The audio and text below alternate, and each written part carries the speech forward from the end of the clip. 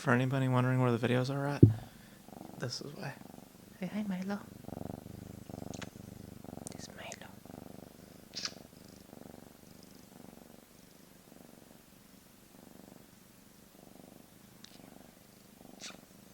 So silly.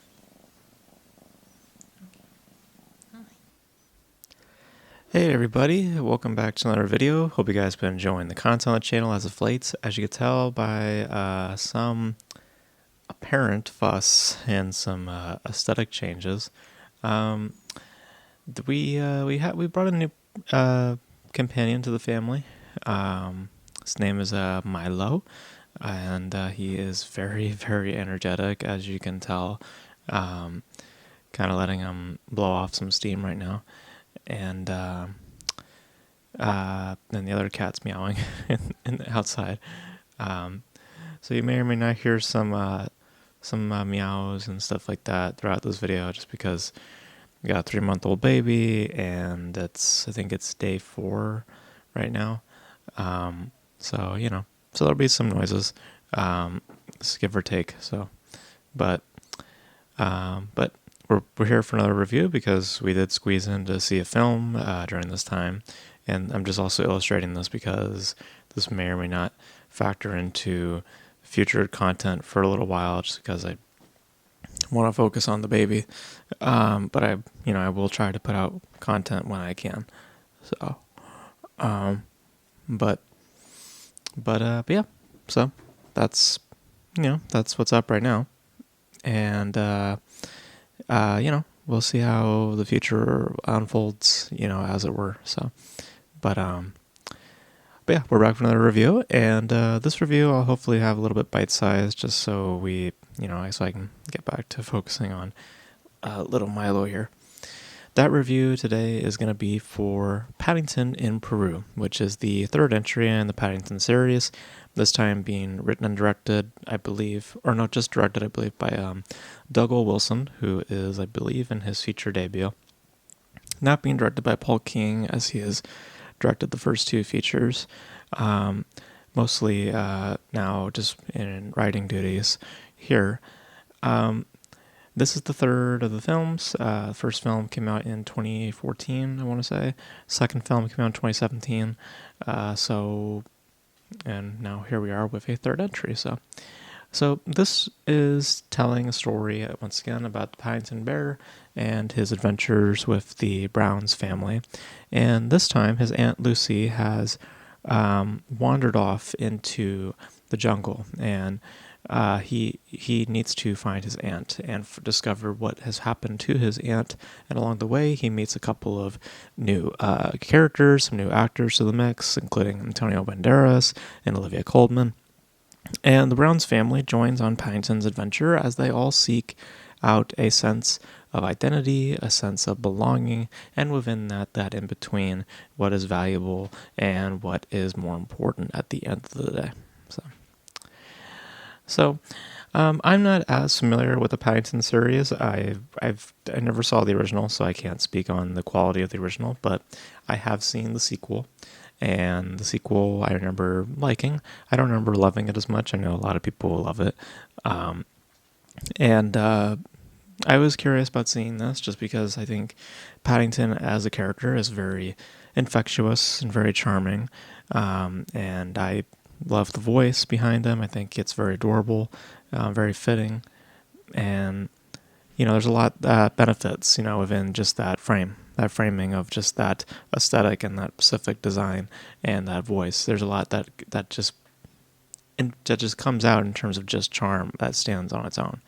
And in that you have some level of charm that is embedded, or is at least expected, because you have that aesthetic of the Paddington Bear and what he ultimately is in terms of the series, how he is just on his own. That alone presents a level of charm that thankfully is not swayed or taken away.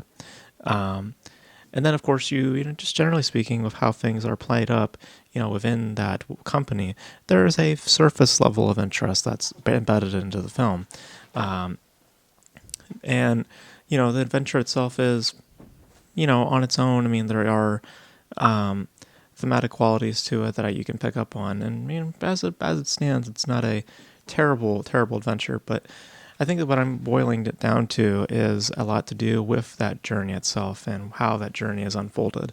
And I, it's problematic, to say the least, because there's a lot of writers in the room on this one. There's like 5 or 6 writers apparently that contributed to the script, and you can tell because there is a lot of spinning plates and lots of trying to balancing out of stories, introductions of narratives, and the flow of its structuring of its story just doesn't feel complementary to its thematic ideas.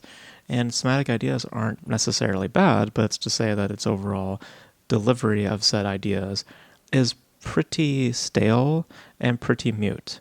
And it's pretty much registered in the background for the large portion of its time.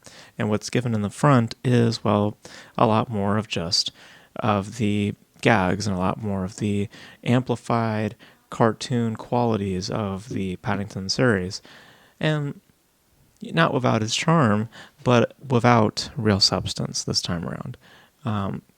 And it's unfortunate, really, because it does feel a bit long. It does feel a little tedious, and there is that question that does come up of, am I completely invested? And the answer is really no, because outside of just the issues within its writing and its overall structure, I mean, performance-wise, there's also a bit there that's left to be desired. Even with the newcomers, I don't think they do as well. And especially people like Antonio Banderas, I just feel like he's kind of sleepwalking through this. I don't remind the replacement for Sally Hawkins. I know there were some issues there, but I thought she did a fine job. But I think that overall rudimentary issues lie within the script and how many people are contributing to that script and the results of that contributions. There's just too many cooks in the kitchen, and it's the results of that. It's a classic example of what happens when you get too many people in a room and you try to have them all have their input into the script, and it just makes for something a bit messy and a bit choppy, a bit clunky, and mostly just questionable, and to be honest with you, just pretty unremarkable.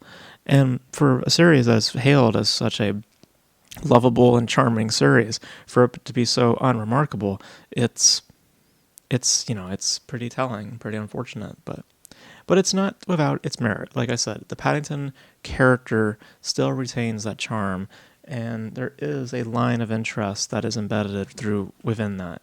And that's, it's not just saying that when the bear shows up, it then gets fun. There's some, gags or some jokes, some ideas or some overall just lines of just dialogue that are fun, but it's to say that it is momentary and not, the entire duration of its time. So, and like I said, I got a little bored. I got a little tapped out. I found myself zoning out. But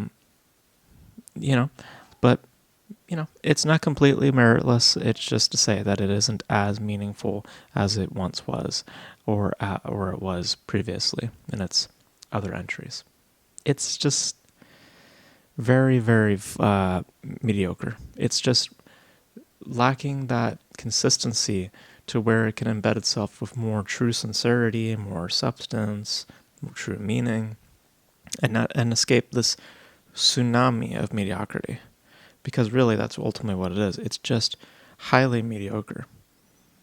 And not without its charm, sure, but definitely without the meaning and the emotion that once was with the series.